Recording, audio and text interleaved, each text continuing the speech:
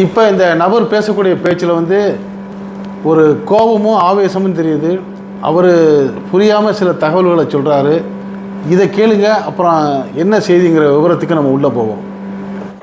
இந்த உதவி கேட்டு வர வேண்டாம், ஃபோன் செய்ய வேண்டாம், இந்த உதவி என்கிட்ட ஃபோனில் சொல்ல வேண்டாம்னு சொல்லிருக்கலாம். ஏன் அப்படி சொல்கிறீங்க? உங்கள் அமைதி மார்க்கு அப்படி சொல்லி கொடுக்குதா? யாருக்கு உதவி செய்யக்கூடாது அப்படி நம்மகிட்ட இல்லாமல் இருந்தால் கூட என்ன செய்யணும்? நீங்களுவா உங்களுக்கு தெரிஞ்சவங்க தான் ஃபோன் பண்ணுவாங்க. இப்போ நான்லாம் கொண்டு எந்த உதவி நான் கேட்டதில்லை. அந்த காப்பாற்று என் வயிற்றுல யார்ட்டையும். அதுக்கடுத்து இஸ்லாமிய சொந்தங்களை ஆளுவதாக இருந்தால் சிலை வணக்கம் செய்யக்கூடிய சிவனையும் முருகனையும் கும்பிடக்கூடிய தமிழ் சொந்தங்கள் தான் இஸ்லாமிய சொந்தங்களை ஆள வேண்டும். அவர்கள் தான் தர்மம் செய்யக்கூடியவர்கள், அறம் சார்ந்து வாழக்கூடியவர்கள். நிறைய பேர் இந்த தமிழ் என்ற பேரை வச்சுட்டு, தமிழ் பேரை வச்சுக்கிட்டு, தமிழரசன், ஆசை தம்பி, நல்ல தம்பி பேரை வச்சுக்கிட்டு, எல்லாம் பிறமொழியாளர்கள், தெலுங்கு, மலையாளம், கன்னடம் இவங்கெல்லாம் வந்து பேரை வச்சுக்கிட்டு தாத்தா காலத்துன்னு இருக்கிறாங்க. என்ன தமிழர்களுக்கு கெட்ட பேர் எடுத்துருவாங்க. திருடுறது, கொள்ளடியது, ஃப்ராடு பண்ணுறது, தர்மங்கள் செய்ய மாட்டான். அதை வச்சுட்டு தமிழ் மேலே பழிய போடுறது. நீங்கள் இன்னும் தமிழோட பலவில் நீங்கள் தூய தமிழ் உங்களுக்கு யாருமே தெரியல முதல்ல உங்களுக்கு, சரிங்களா? ஆமாம், எல்லாம் இந்த பிறமொழியாளர்கள் வச்சு நிறைய பேர் இருக்குது. அது போன்ற ஆளுகள் நீங்கள் பழகிட்டு, அது போன்ற ஆளுகள் நீங்கள் கட்சியில் போய் கூட்டணியில் இருந்துட்டு, திமுக கூட்டணியில் இருந்துட்டு, திமுக தெலுங்கு தானே, கட்சியோட 90% இந்துங்க வேணா, இந்த தெலுங்கு இந்துங்கெல்லாம், சரிங்களா? ஆமாம் ஆமாம். ஒரு ஆத்தாளுக்கு ஒரு அப்பனுக்கு மட்டும் தான் தெலுங்கு மக்கள் ஓட்டு போடாங்க. முஸ்லீமு தமிழர் முஸ்லீம் ஓட்டு போடுவானா? போட மாட்டான். காரவிக்கு ஓட்டு போடானா? போட மாட்டான். இஸ்லாம் இருக்கிறது விரோதம் நடக்கக்கூடிய கட்சிகளுக்கு ஓட்டு போடுவானா? போட மாட்டான். நாம் தமிழ் ஓட்டு போடுவான். நீங்கள் முஸ்லீம்களுக்கு வரைக்கும் பெரிய பாவத்துக்கு நீங்கள் ஆளாயிட்டீங்க. இவருடைய இந்த ஆவேசமான பேச்சுக்கு காரணம் வந்து நம்ம வந்து ஏற்கனவே ஒரு தகவலை வந்து வீடியோ மூலம் நம்ம வந்து பொதுமக்களுக்கு தெரிவிச்சிருந்தோம். அந்த வீடியோ என்னங்கிறதையும் இப்போ நீங்கள் முழுசாக கேளுங்க. அப்புறம் நான் செய்திகளை உங்களுக்கு பகிர்ந்துக்கிற விரும்புகிறேன். அன்பானவர்களுக்கு வாழ்த்துக்கள். நான் புதுக்கோட்டையிலிருந்து எஸ்ஏ முகமது அஷ்ரப் அலி பேசுகிறேன். 2022 ஜூலை 15 வாக்கில் நான் வந்து ஒரு வாட்ஸ்அப்பில் ஒரு வீடியோ போட்டிருந்தேன். அந்த வீடியோவில் என்ன தகவல் சொல்லியிருந்தோம்னா, இந்திய யூனியன் முஸ்லீம் லீக்கும் ஆல் இண்டியா கேஎம்சிசி இந்த 2 நிறுவனங்களும் சேர்ந்து வசதி இல்லாத இந்து, முஸ்லீம், கிறிஸ்தவ ஏழை மணமக்களுக்கு அவங்க செலவில் இலவச திருமணம் செய்து வைக்கிறாங்க. இதுக்கு பொருத்தமாக உள்ளவங்க நீங்கள் விண்ணப்பிங்கன்னு சொல்லி அப்போ சொல்லியிருந்தோம். அப்படி சொன்ன உடனே பலரும் விண்ணப்பித்திருந்தாங்க. பொருத்தமான ஜோடிகளை தேர்வு செய்து அந்த 75 ஜோடிகளுக்கு வந்து சொன்னபடி முஸ்லீம் லீக்கும் கேஎம்சிசியும் இணைந்து திருமணம் செய்து வச்சு அந்த தம்பதிகள்லாம் இப்போ நல்ல நலமாக இருக்காங்க, சுகமாக இருக்காங்க. இந்த நிகழ்ச்சி முடிஞ்சு 3 வருஷம் 2.5-3 வருஷம் ஆயிடுச்சு. அதுக்கு பிறகு நான் 3 வருஷத்துக்கு முன்னாடி பேசின அந்த வீடியோவை எடுத்து இப்போ ஏதோ நான் பேசின மாதிரி யாரோ ஒரு சிலர் வந்து அதை வந்து திருப்பி பரப்ப செய்கிறாங்க. வாட்ஸ்அப்லையும் ஃபேஸ்புக்லேயும் அனுப்பிச்ச உடனே இதை பார்க்குறவங்கெல்லாம், ஆகா இப்படி ஒரு வாய்ப்பு இருக்கே, நம்மவும் விண்ணப்பிப்போம்னு சொல்லி என்னுடைய தொலைபேசிக்கு பேசி எனக்கு வந்து உதவி செய்யுங்கிறாங்க. எனக்கு ரொம்ப வருத்தமாக இருக்குது. இப்படி நாட்டில் உள்ளவங்களுக்கு பூரா உதவி செய்யக்கூடிய வசதி உள்ள நபர் நான் கிடையாது. அந்த நிகழ்ச்சியை நான் செய்யலை. நான் சார்ந்து இருக்கக்கூடிய இந்திய யூனியன் முஸ்லீம் லீக்கும் அதனுடைய சார்பு நிறுவனமான ஆல் இண்டியா கேஎம்சிசியும் தான் அந்த மக்களுக்காக செஞ்சாங்க. இதுபோல் திட்டம் இனி எப்போ வருதுன்னு சொல்ல தெரியல. ஆனால் இதை சமீபத்தில் திருப்பி யாரோ எடுத்து போட்டு இப்போ புதுசாக இப்போ பேசுன மாதிரி 2024 வெளியிட போக ஒரு நாள் ஒன்றுக்கு 100கணக்கான ஃபோன் எனக்கு வருது. எனக்கு பெரிய மனவேதனையாகவும் வருத்தமாகவும் இருக்குது. எந்த ஒரு ஃபோனையுமே என்னால் பேச முடியலை. அதே சமயம் என்னுடைய நம்பரை மாற்றவும் முடியலை. காரணம், இந்த நம்பரை நான் பல வருஷங்களாக வச்சுருக்கிறேன். ஒரு பொதுமக்களுக்கு உதவி செய்ய போய் உதவி செய்தவர்களுக்கு உபத்திரவம் செய்கிற மாதிரி பழைய வீடியோவை ஒவ்வொருத்தர் எடுத்து போடுறது தான். அதை பார்க்குறவங்க தேதியை பார்க்காம பகிர்றது வந்து ரொம்ப தவறான ஒரு செய்தியாக இருக்குது. தயவுசெய்து என்னுடைய இந்த மறுப்பு வீடியோவை நீங்கள் ஷேர் பண்ணுங்கள். இந்த பழைய வீடியோவை பார்த்த யாரும் இனிமேல் எனக்கு தயவுசெய்து ஃபோன் பண்ணி உதவி கேட்டு பண்ணாதீங்க. நான் உதவி செய்யக்கூடிய பெரும் தனவந்தர்லாம் கிடையாது. ஒருவேளை மறுபடியும் அந்த முஸ்லீம் லீக்கும் கேஎம்சிசி இணைஞ்சு இன்னும் சில வருடங்களுக்கு பிறகு எதுவும் செய்கிறதா இருந்தால் அவங்க அறிவிப்பாங்க. அவங்களுக்கு நீங்கள் தொடர்பு கொள்ளுங்கிற அன்பான வேண்டுகோளை சொல்கிறேன். என்னுடைய இந்த மறுப்பு அறிவிப்பை நான் ஏற்கனவே பல முறையும் வெளியிட்டும் எனக்கு பலன் இல்லாமல் தொந்தரவாக இருக்கிற கட்டத்தில் தான் இப்போ 2வது கட்டமாக வெளியிடுறேன். இப்போ தான் நான் சொல்லக்கூடிய நாள் வந்து 2024 அக்டோபர் மாதம் 10 நான் பேசியிருக்கேன். தயவுசெய்து இதை மனசில் வச்சுக்கிட்டு இந்த வீடியோவை ஷேர் பண்ணுங்கள். எனக்கு யாரும் ஃபோன் பண்ணி எந்த உதவியும் கேட்க வேணாங்கிற ஒரு தயவான பணிவான வேண்டுகோளை சொல்கிறேன். காரணம், என்னால் எந்த ஃபோனும் பேச முடியாத கஷ்டத்துக்கு என்னை ஆளாக்குறீங்க. எங்கிட்ட உதவி கிடைக்கும்னு நினச்சி ஃபோன் பண்ணி ஏமாறுறவங்களுடைய மனசும் வருத்தப்படும். அந்த வருத்தத்துக்கு இந்த மாதிரி தவறுதாக செய்தியை பரப்புகிறவங்க ஆளாயிராதீங்க அப்படிங்கிற ஒரு வேண்டுகோளை செய்கிறேன். நன்றி, வாழ்த்துக்கள்.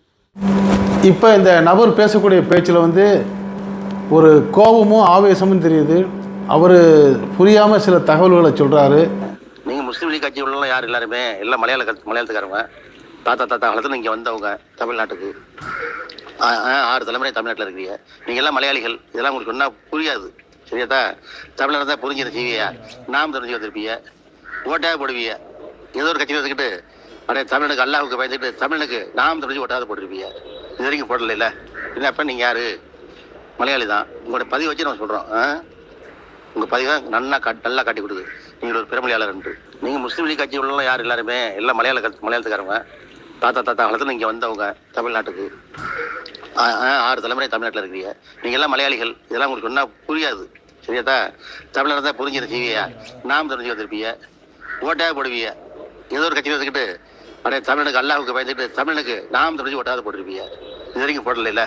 என்னப்போ நீங்கள் யார்? மலையாளி தான். உங்களோட பதிவு வச்சு நம்ம சொல்கிறோம். உங்கள் பதிவை நல்லா காட்டி கொடுக்குது நீங்கள் ஒரு பிறமொழியாளர் என்று. சரிங்களா? நான் இது வரைக்கும் நான் உங்களை பார்த்ததில்ல, நீங்கள் என்ன பார்த்ததில்ல. உங்களோட பதிவு வச்சு உங்களோட வீடியோக்களை பார்த்தா நம்ம சொல்கிறோம். இந்த 1.5 வருஷமாக போட்டுக்கிறீங்க வீடியோ. நம்ம எஸ்டி பிரித்தவர்களும் மலையாளி தான். முஸ்லீம் இயக்கம் பூரா மலையாளிகள் தான். தெலுங்கு முஸ்லீமும் மலையாள முஸ்லீமும் இவங்க தான் எல்லாமே. நம்ம தமிழர் குடிய இஸ்லாமிய இருந்தவங்களாம் முஸ்லீம் இயக்கம் எல்லாம் கட்சியில் இருக்க மாட்டாங்க. அப்படி இருந்தாலும் சில பேர் இருப்பாங்க. இருந்தாலும் தமிழருடைய வரலாறுகள் சரித்திரங்கள் தெரியாமல் புரியாமல் இருப்பாங்க. என்ன புரிஞ்சிட்டு வந்துடுவாங்க.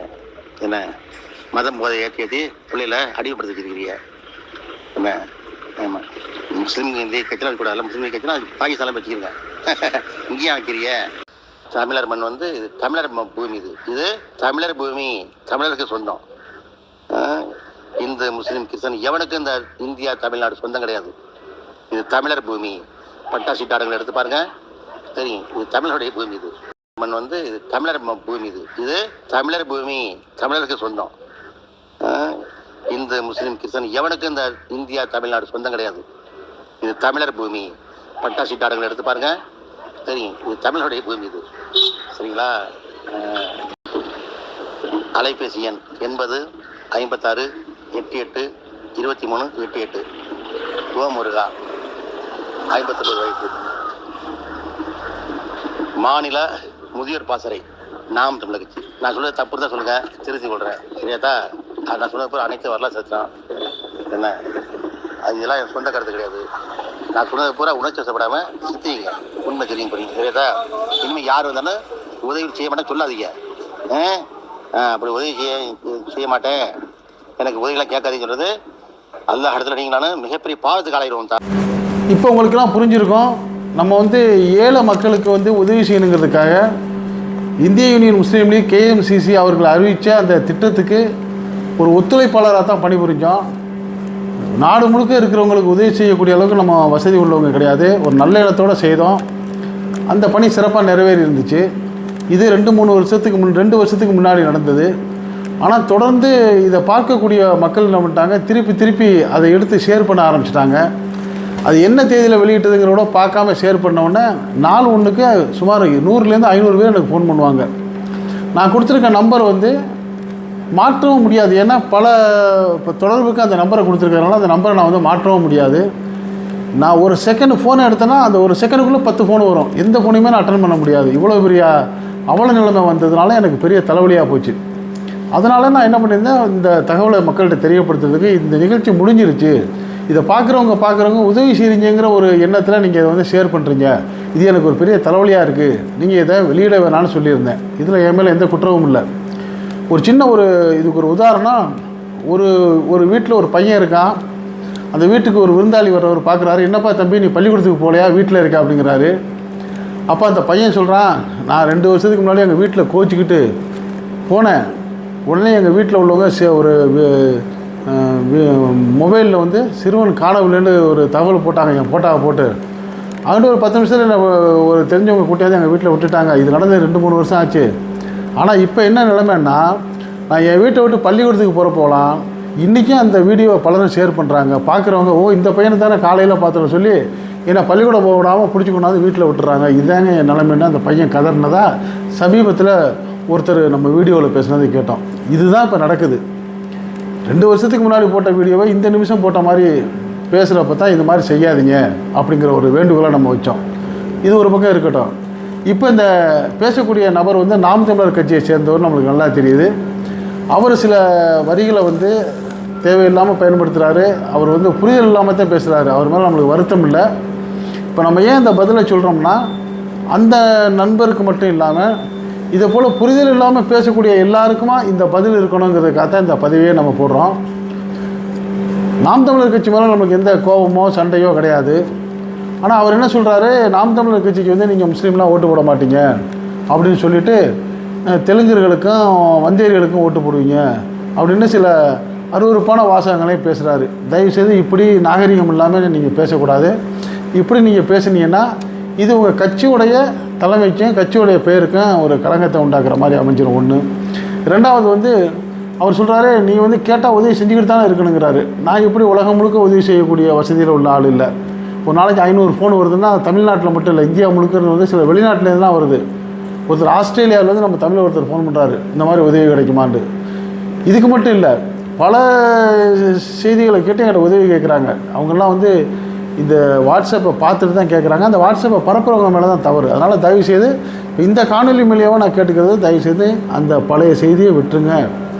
நான் எந்த உதவியும் தனிப்பட்ட முறையில் செய்யலை. ஏதாவது சின்ன சின்ன உதவி செய்வேன். என்னை சுற்றி இருக்கிற என் ஊரை சுற்றி இருக்கிற மக்களுக்கு என்னால் முடிஞ்ச ஒரு சின்ன சின்ன உதவி சொல்லால் செயலால் பொருளால் செய்கிறதுக்கான வாய்ப்பு இறைவன் கொடுத்தா அதை செய்வேன். உலகம் முழுக்க நாடு முழுக்க செய்யக்கூடிய வசதி உள்ள ஆள் நான் இல்லை, சாதாரண ஆள். அடுத்த செய்தி, இவர் பேசுகிறப்ப என்ன சொல்கிறாரு, நீ ஒரு முஸ்லீமு, நீங்களாம் மலையாளத்துக்காரங்க தான். 6 தலைமுறைக்கு முன்னாடி நீங்கள்லாம் கேரளாவில் வந்தவங்களாக தான் இருப்பீங்க. தமிழ்நாட்டில் உள்ளவங்கலாம் முஸ்லீம் கேரளாவில் வந்தவங்க, இந்த நாட்டுக்காரங்கள்லாம் வந்தேரிகளுங்கிறாரு. இது எனக்கு கொஞ்சம் வருத்தம் தர்ற செய்தியாக இருக்குது. தயவுசெய்து நீங்கள் இப்படி எல்லாரையும் ஒவ்வொரு மக்களையும் வந்தேரிகள்னு சொல்லாதீங்க. நான் பிறப்பால் தமிழன். கிட்டத்தட்ட ஒரு 15-16 தலைமுறைகளுக்கு முன்னாடி எங்களுடைய மூதாதையர்கள் அவர்கள் இஸ்லாம் முறையை ஏற்றுக்கிட்டாங்க. எனக்கு தமிழை தவிர வேறு மொழியே தெரியாது. என் பாட்டம் போட்ட 15-20 தலைமுறைக்கும் நாங்கள் தமிழை பேசியவங்க. இன்னும் சொல்லப்போனால் எங்களுடைய சொந்த ஊரில் நாங்கள் ஒரு மிராஸ் பரம்பரை. நாங்கள் இப்போவும் எங்களுடைய பங்காளிகள் இருக்காங்க. நாங்கள் எங்களுடைய மூதாதையர்கள் இஸ்லாம் ஆகிட்டாங்க. இப்போ நான் இஸ்லாமியனாக இருந்தாலும் இப்போவும் எங்களுடைய அந்த பங்காளிகள் இருக்காங்க. அவங்க இந்து மதத்தில் தான் இருக்காங்க.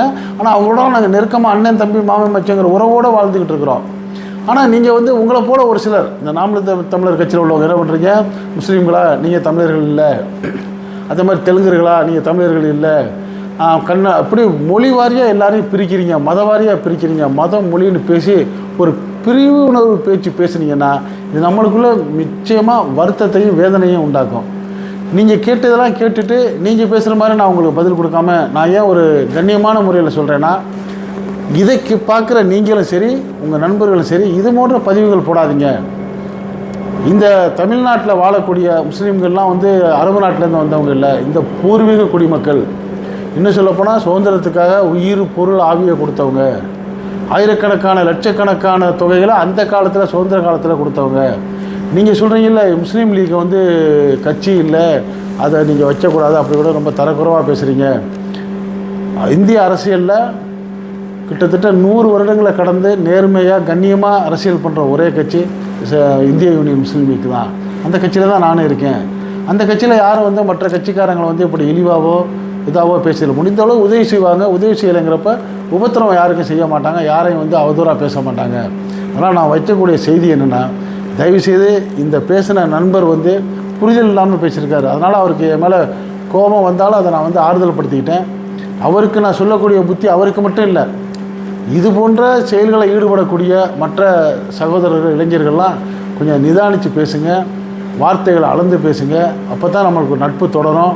இன்றைக்கி உங்களுக்கு நாம் தமிழருக்கு ஆதரவு இல்லாமல் இருக்கலாம், ஓட்டு கிடைக்காமல் இருக்கலாம்னா நீங்கள் பேசக்கூடிய இந்த மாதிரி பேச்சுக்கள் தான் உங்களுக்கு ஆதரவு விட்டு உங்களை விலக்கி வைக்குது. நீங்கள் எல்லோரும் அரவணைக்கிற மாதிரி பேசுங்க, பிரித்து விடுற மாதிரி பேசுனீங்கன்னா உங்களுக்கு எப்படி ஓட்டு கிடைக்கும்? அதனால் நீங்கள் பேசக்கூடிய வார்த்தைகளை அளந்து பேசுங்க, தரமாக பேசுங்க. நிச்சயமாக நீங்களும் அரசியலுக்கு வரலாம். அப்படி இல்லாமல் இப்படி ஏதாவது ஒரு பிரிவினைவாத பேச்சுகளே பேசிகிட்டு வந்தீங்கன்னா அது அரசியலுக்கெல்லாம் வாய்ப்பில்லை ராஜா, அப்படிங்கிறது தான் என்னுடைய கருத்து. இதை சொல்கிறதுக்கு தான் இந்த காணொலியை நான் வந்து உங்களுக்கு போட்டேன். இதை கேட்கக்கூடிய நண்பர்கள் வந்து உங்கள் நண்பர்களுக்கும் உறவுகளுக்கும் இதை ஷேர் பண்ணுங்கள். இது பிடிச்சிருந்தா இந்த காணொலிக்கு ஒரு லைக் கொடுங்க. இது போன்ற நியாயமான தகவல்களை வந்து உங்களுக்கு பகிர்றதுக்கு இதுவரைக்கும் நம்மளுடைய இந்த அரசியல் ஆயிரம் சேனலுக்கு சப்ஸ்கிரைப் பண்ணாதவங்க அவசியம் சப்ஸ்கிரைப் பண்ணுங்கள். மறக்காமல் பக்கத்தில் இருக்க பெல் ஐக்கானை கிளிக் பண்ணுங்கள். அப்போ தான் நம்ம போடக்கூடிய ஒவ்வொரு வீடியோவும் உங்களுக்கு நோட்டிஃபிகேஷன் காட்ட நீங்கள் விரும்பிய செய்தியை பார்க்கலாம். என்றும் இணைந்திருப்போம். நன்றி, வாழ்த்துக்கள்.